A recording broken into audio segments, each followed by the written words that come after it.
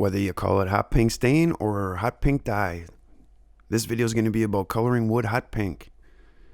I just want to kind of give a little bit of a heads up. I'm probably not going to be able to keep up with the video in this video presentation simply just because of the way that I ended up editing it and doing some of the cutting. I'm going to try to touch on some of the important parts as best I can, so I hope you guys can kind of bear with me. I start out taking a 1 teaspoon amount of purified water and add 1/4 teaspoon of the Keda Dye Red Powder to my scale. As you can see, it's about 3/4 of a gram. So 3/4 of a gram is what I was looking for. I'm trying to make a ratio that can actually be applied with 1, maybe 2 coats if you wanted it to have a little bit of a deeper coloring. But this is going to try to be for just a 1 coat formula mix. I end up adding 5 ounces of 70% rubbing alcohol. Again, you can end up using a 91% rubbing alcohol if you want to go that route. But I personally just have some 70% laying around. Mix it together good. Now I take the yellow, the Keda Dye yellow, or there is the Keda Dye 5 color pack, which ends up having 5 colors, which the red and the yellow will be included in that kit. I take about a half a pea size of the yellow, and again, I just mix it around in there. And this will be the second color formula. So here I end up taking 1 ounce or 2 tablespoons of the purified water. And again, I end up going with about a 1/4 teaspoon. This one's a little bit heavier in weight. It's 0.83. And I end up adding that to the water. Then I take the Keda Dye yellow again. And again, it's about a half a pea size. It's not going to end up showing any weight on this scale just because it's such a minute amount, and the scale is just not going to pick that amount up.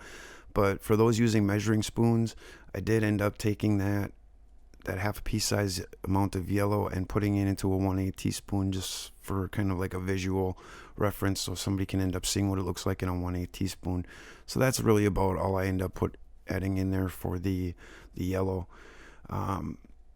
There's going to be a couple different boards in this video. There's also going to be a bright deep red with the wood dye powder.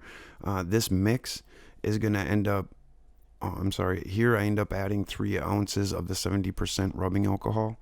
So now this is going to be applying the first formula that was mixed up.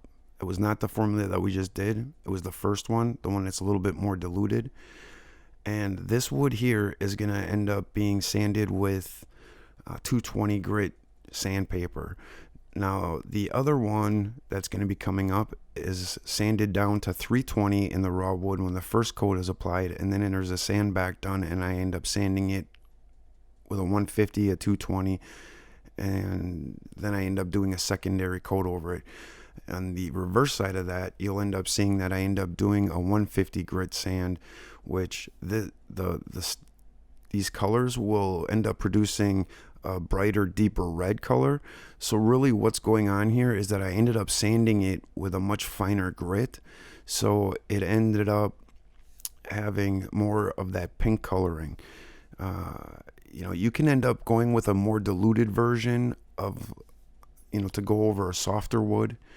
This is a maple that's being used. Again, I'm just trying to show colors. There can be some slight variations in the coloring between different woods, but for the most part, this should end up giving a nice hot pink coloring for most woods. So now this one coming up is going to be for the second formula. It's a little bit more concentrated, and this was the piece that I was talking about here, that this one was sanded with 320 grit on the first coat, on the first sanding where I'm applying this first coat to. And I'll go through this. I am trying to be a little bit more cautious on the edging because, like I was saying, that one side of that edge was sanded with a 150 grit as well as the reverse side, so that way I could end up showing a really nice red color for those that are interested. If you hang around a little bit, you'll end up seeing that this formula actually produces a very, very nice red color on a 150 grit sand. Either that, or you could end up going with maybe another 2-3 coats with this formula on something that's a finer sand, like a 220 grit, and you'd probably end up shifting it over to that red color. But again, I just kind of wanted to show a little bit of variation, what you can end up doing with just different sands as well. So I hope that comes across too. So as I was mentioning, here I'm sanding it back with a 150 grit, that first coat application. And then I will transition to the 220 grit sand.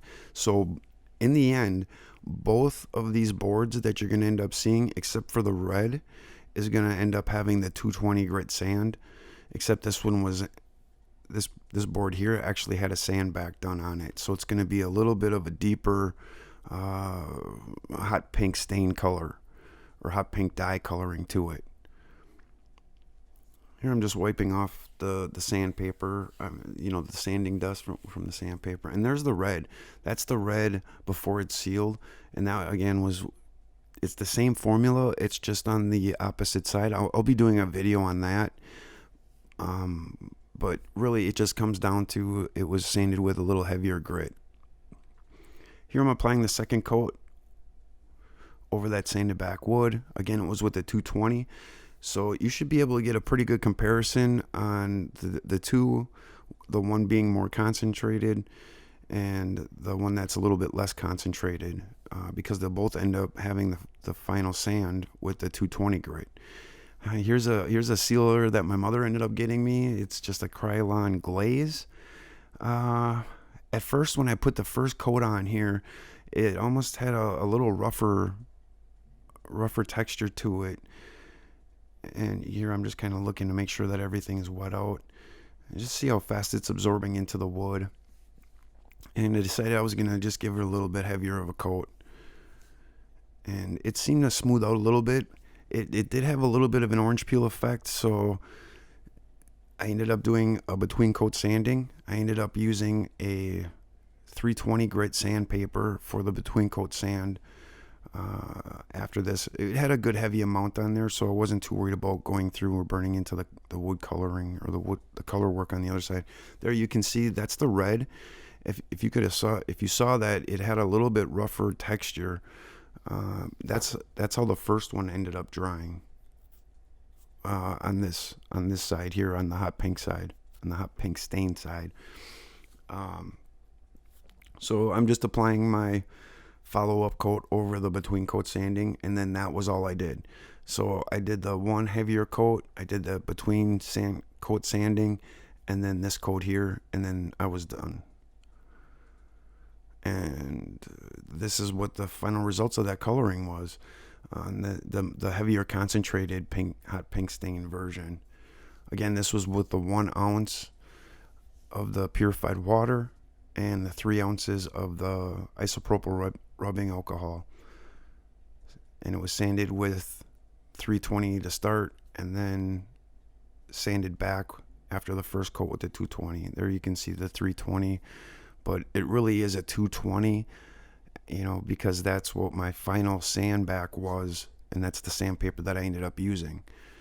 So pretty soon here there'll be another side-by-side comparison of the two of them, so you'll be able to see what the one with a more diluted version ends up looking like, compared to the one that's got a little heavier concentrate.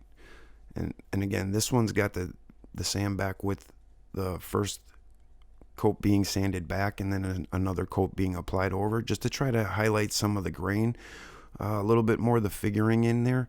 I didn't go with like a secondary color. I thought, well, you know what, if I end up going with the sandback on with the hot pink stain color, that it'll end up making some nice highlights, and it's in the same color, just a little bit darker of a color. As for the color work on the camera, on what it's picking up, it tends to be a little more saturated with this. It's almost like the plum purple that I'm trying to make as well.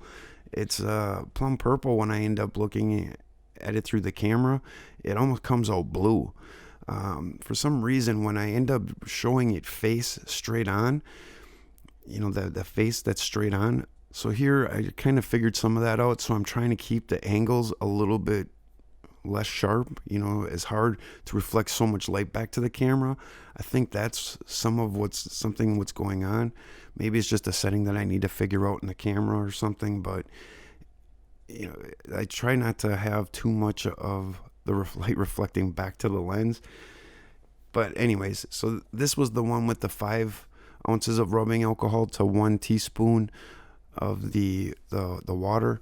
As you can see, it's a little bit more transparent. It's not colored so much. And here you can see when I'm going straight on, it's kind of a more saturated, heavier coloring that the camera's picking up. But the color is fairly similar in person when I'm looking at it through this video. And the one on the right is a little bit more saturated than it is in person. In this video, it's more towards the lighter side, so it's a little bit more towards the left stain coloring, hot pink stain coloring. So it's not quite that dark. It's a little bit lighter than what it is, but it's pretty close. It's not a significant difference. And then this here is where I ended up doing the red stain. This is that same formula on the 150 grit sanded wood. So like I said, if you end up doing a little heavier sand, then you'll end up with this really nice red coloring with this formula. So I really hope that something in here helps you guys out, and I really appreciate you watching, and thank you for watching the hot pink stain or hot pink dye video. Thank you.